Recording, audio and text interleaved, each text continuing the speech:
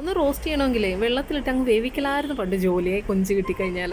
അല്പം മഞ്ഞൾപ്പൊടിയും 1 ടീസ്പൂൺ കുരുമുളക് പൊടിയും 1 ടീസ്പൂൺ മുളക് പൊടിയും അല്പം ഗരം മസാലയും പെരിഞ്ജീരകവും ആവശ്യത്തിന് ഉപ്പും ചേർത്ത് അല്പം എണ്ണ ഒഴിച്ച് ഒന്ന് മിക്സാക്കി എടുക്കാം. ഇതിലേക്ക് നമ്മൾ കഴുകി വെച്ചിരിക്കുന്ന കൊഞ്ചും കൂടി ഇട്ട് ഒരു 5 മിനിറ്റ് മാറ്റി വെച്ചതിന് ശേഷം ഒരു പാൻ അടുപ്പത്ത് വെച്ച് എണ്ണ ഒഴിച്ച് ചൂടായതിന് ശേഷം കറിവേപ്പില ഇട്ടതിന് ശേഷം ഈ കൊഞ്ചില്ലേ അതും കൊണ്ട് ആക്കി ഒന്ന് മിക്സ് ചെയ്തിട്ട് ഒന്ന് അടച്ച് വെച്ച് ഒരു 5 മിനിറ്റ് തിരിച്ച് മറിച്ചിട്ട് ഒന്ന് വേവിച്ചിട്ട് അതിനെയും നമുക്ക് മാറ്റിയൊരു പാത്രത്തിലോട്ട് വെച്ചിട്ട് ആ പാൻ തന്നെ വെച്ച് എണ്ണയൊഴിച്ച് കടുകിട്ട് കറിവേപ്പിലയും ചെറിയുള്ളി ഇടുന്നുണ്ട്.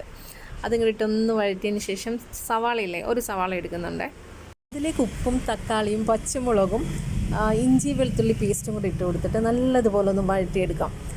നമ്മൾ ഫ്രൈ ചെയ്ത് വെച്ചിരിക്കുന്ന കൊഞ്ചില്ലേ അതും കൂടി ഇട്ട് 5 മിനിറ്റ് വേവിച്ചെടുത്താൽ മതി. പെട്ടെന്ന് തന്നെ വെന്ത് കിട്ടും. നല്ല ടേസ്റ്റോട് കൂടിയ കൊഞ്ച് റോസ്റ്റ് റെഡിയാവും. നേരത്തെയൊക്കെ കൊഞ്ച് സെപ്പറേറ്റ് വേവിക്കുന്നു, വീണ്ടും അതിനകത്തിട്ട് വെള്ളമൊഴിച്ച് വേവിക്കുന്നു, അതൊന്നും ആവശ്യമില്ല.